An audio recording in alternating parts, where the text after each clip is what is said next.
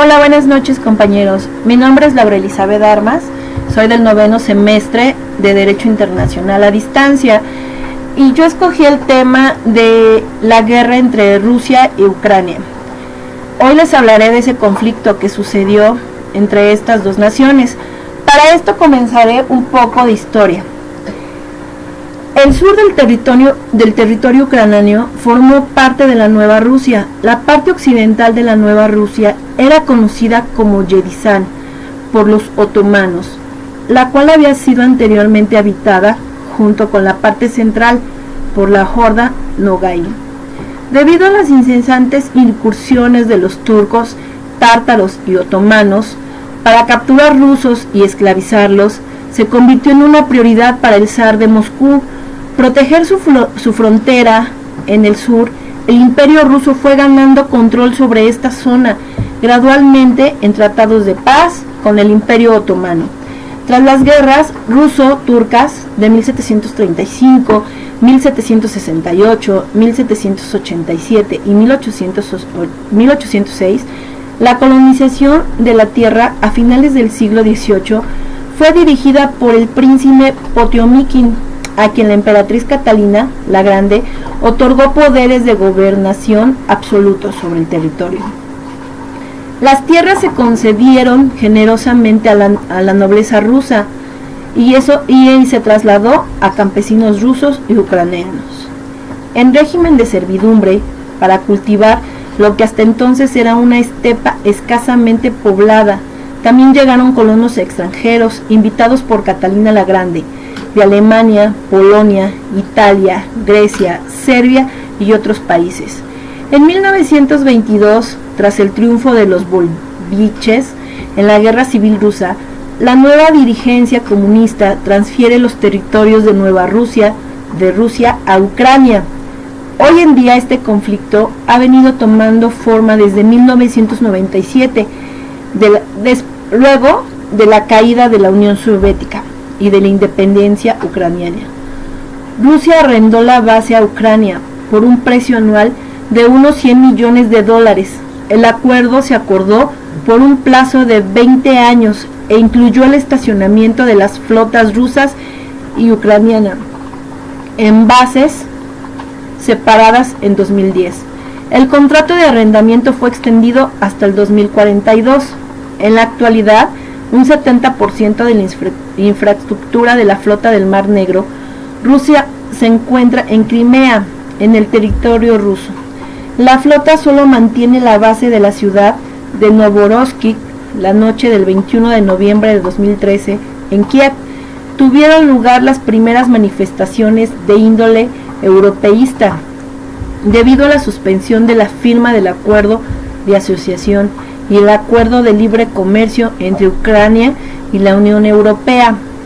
El conflicto empezó en noviembre de 2013, cuando varios manifestantes salieron a protestar a la Plaza de la Independencia de Kiev, debido a la controversia por escándalos de corrupción del gobierno ucraniano, así como la polarización en torno a la negativa del gobierno de Mykola Azarov de firmar el largamente negociado acuerdo de asociación de Ucrania con la Unión Europea. Miles de manifestantes, entre los que se encontraban simpatizantes del partido de extrema derecha nacionalista Svoboda, protagonizaron protestas que se agravaron conforme se radicalizaban las posiciones políticas en febrero de 2014. En medio de las protestas cayó el gobierno de Víktor Yanukovych, el que los bancos occidentales le habían congelado sus activos y sobre el que se abrieron procesos penales. Yanukovych se vio forzado a exiliarse en Rusia. La revolución del Euromaidan en Ucrania por la Plaza de la Independencia significó el nacimiento de nuevas juntas europeístas para Ucrania. Pero en el este del país, región fronteriza con Rusia, varias localidades prefirieron continuar con un gobierno prorruso o anexarse directamente a la misma Rusia, lo que supuso acusaciones ucranianas de una intervención militar desde el Kremlin. Varios manifestantes tomaron sedes de gobierno en la Ucrania oriental proclamando de facto la independencia de ciertas localidades, lo que causó fuertes enfrentamientos armados entre europeístas, prorrusos y separatistas. El 14 de marzo ocurrieron enfrentamientos violentos entre manifestantes anti-Maidan y policías en Jarov. El 7 de abril manifestantes proclamaron la República Popular a Donetsk en un edificio de la administración regional en la ciudad de Donetsk. El 12 de abril, miembros armados de la Milicia Popular del Donbass, que apoyaba la República Popular de Donetsk, ocuparon la sede del Comité Ejecutivo, el Departamento de Policía y las oficinas de la Fiscalía en Sloviansk, en la parte norte de la región de Donetsk. El 13 de abril, las autoridades de Kiev pusieron en marcha una operación especial en el este del país, con la participación de las Fuerzas Armadas, según el depuesto presidente de Ucrania, Víctor Yanukovych. Esto dejaba a Ucrania al borde de un conflicto armado. El gobierno de Rusia ha condenado reiteradas veces las acciones del gobierno ucraniano, refiriéndose a sus integrantes como criminales, instando a las autoridades a detener la matanza a sus propios ciudadanos y a entablar un diálogo a favor de los habitantes del este ucraniano. También pidió que se anulasen las elecciones de mayo. El 17 de abril se celebró una reunión en Ginebra, Suiza, entre los jefes de la diplomacia de Ucrania. La Unión Europea, Estados Unidos y Rusia, siendo aprobado un documento con medidas para poner fin al conflicto que serían supervisadas por observadores del OSCE. También se acordaron revisiones a la Constitución de Ucrania. Sin embargo, esto no fue aceptado por las milicias prorrusas. Para el 1 de mayo, hasta 16 ciudades y pueblos del este ucraniano se hallaban parcial o totalmente en manos de los grupos armados prorrusos.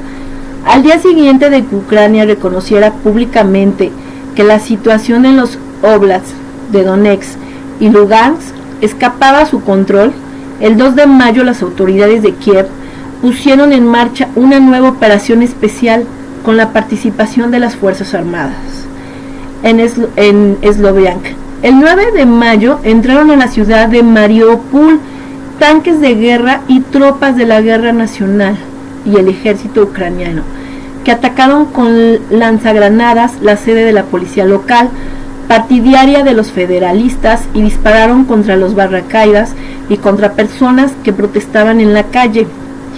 Al 11 de mayo se llevó a cabo un referendo sobre la autodeterminación de los oblasts de Donetsk y Lugansk, a pesar de la petición de Rusia de aplazarlos para crear las condiciones necesarias para el diálogo. La participación en Donetsk alcanzó el 74.87% de los ciudadanos y en Lugansk el 81%. El 89.7% de los electores del Oblast de Donetsk votó a favor de la independencia de la República Popular de Donetsk, y según la Comisión Electoral, el Oblast de Lugansk, el 96.2% de los votantes optó por separarse de Ucrania. Las regiones de Donetsk y Lugansk se declararon independientes de Ucrania como repúblicas populares. En medio del conflicto, la Unión Europea se ha asociado con el gobierno interno de Ucrania, mientras que Estados Unidos ha aumentado la lista de sancionados, alegando que Rusia es el único responsable de las tensiones separatistas. El Reino Unido también ha lanzado acusaciones similares contra Rusia.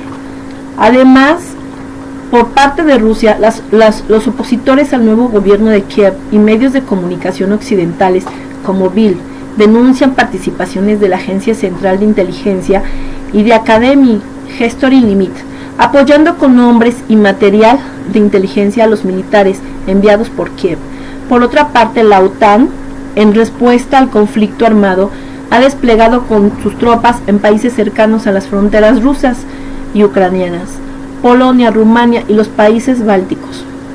A principios de mayo, la ex jefa del gobierno ucraniano, Yulia Tymoshenko, culpó a Rusia de la crisis y aseguró que los disturbios fueron organizados por los servicios secretos rusos y que Moscú intentaba dividir a la población ucraniana a fin de impedir las elecciones del 25 de mayo. Finalmente, los comicios presidenciales del día 25 se pudieron celebrar, pero 5 millones de electores no pudieron ejercer su derecho al voto debido al boicoteo de las milicias prorrusas en las regiones orientales. El 26 de mayo comenzaron intensos combates a gran escala en el aeropuerto internacional de Donetsk y sus alrededores, que se prolongaron durante varios meses. El 27 de mayo, los trabajadores de las minas de carbón del Donetsk se declararon en huelga indefinida para exigir el retiro de las tropas ucranianas desde las regiones de Donetsk y Lugansk. El 1 de agosto, el fiscal general de Rusia, Yuri Chaik, calificó los sucesos de los meses del conflicto armado en Ucrania de genocidio del pueblo ucraniano. Supuesta intervención militar rusa en el conflicto contra el gobierno ucraniano. Mientras la tensión iba creciendo, Ucrania acusó a Rusia de intervenir en el conflicto ayudando a los separatistas prorrusos, pero dichas acusaciones fueron negadas por Rusia. Su presidente Vladimir Putin negó que su nación esté ayudando a los insurgentes prorrusos y que participe en el conflicto bélico, pero Estados Unidos aportó pruebas que ponían en duda si Rusia estaba interviniendo o no en la guerra. Además de las acusaciones de Estados Unidos y Ucrania de que Rusia está participando del conflicto, aunque Rusia lo desmienta, Amnistía Internacional distribuyó imágenes satelitales que según esta organización confirman la participación de fuerzas rusas, tanto con artillería como con soldados dentro del territorio ucraniano. E incluso manifestaciones de los mismos soldados rusos, quienes declararon que fueron llevados engañados a la guerra por el gobierno ruso, el gobierno el cual desmiente estar en guerra con Ucrania, lo que la llevaría a Rusia a un supuesto enfrentamiento seguro contra Ucrania. Además, el Comité de Madres de Soldados, la principal organización civil que representan a los militares, afirma que cerca de 15,000 soldados rusos podrían haber sido enviados a Ucrania. El 14 de febrero de 2015, una frágil tregua fue acordada en negociaciones en la ciudad de Bielorrusia de Minsk.